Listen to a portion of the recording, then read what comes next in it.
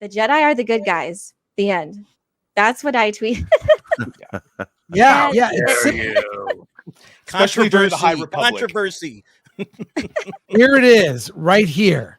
So simple. The Jedi are the good guys. The end. And 5.3 million views. Wow. for this Wow. tweet. That's amazing. I hope you're monetized on Twitter there, Elaine.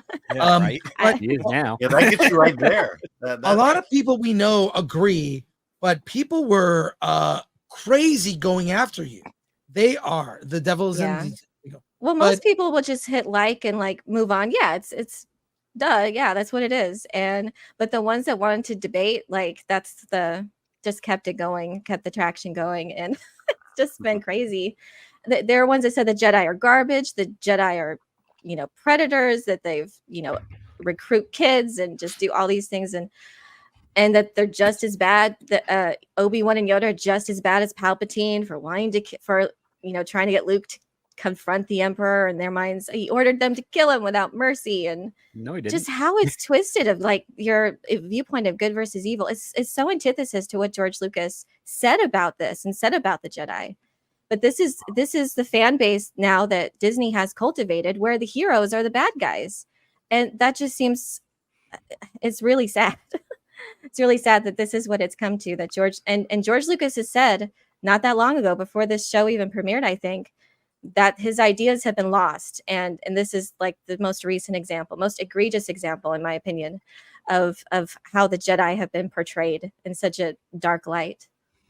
DA, I had the pleasure of being on one of your streams on Saturday. That was fun with Dante. That was a blast. So thank you for that. Check out both Dante and Verbal Riot. Subscribe to their channels. Your thoughts, have they changed? Any new insights? No. And I'm right there with you, Dante. Star Wars meant a lot to me growing up. It was a big part of my childhood. I can still remember, going to see Empire Strikes Back for the very first time with a group of friends, playing on the playground. I always had to be Han for some reason. I could never be Luke. Some other kid took the role of Luke. I had to play Han, but nevertheless, it just was a big part of my upbringing. So yeah, it hurts when you see something that you love so dearly, that you've loved for so long, get desecrated like this. And it really comes down to, what Nerd Cookie says. It's like they're trying to trash and destroy the heroes. And it's something that I mentioned, I think, on that same stream that you were on, is that we need heroes more than ever in our society. We need to see good guys. And it seems like they want to take the good guys out back and just, do away with the good guys, and Leslie Headland talked about that. She wanted to challenge the institutions. Okay. That's one of her statements prior to the Acolyte coming out. And it seems like the institution that she's trying to challenge and poke at and look under the rug or look under the rocks and see what's wrong is the Jedi.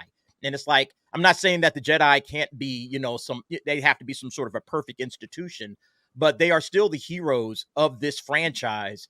And it seems like Star Wars and the current, brass over at Star Wars are doing everything they can to trash the heroes of their own franchise, which makes no sense to me whatsoever. So that's one of the big issues that I have.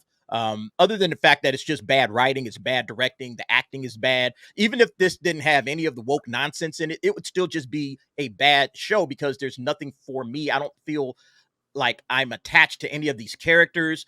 Who am I supposed to be following? I just don't understand it. The characters are poorly written. The acting is bad. It's just all around a bad experience.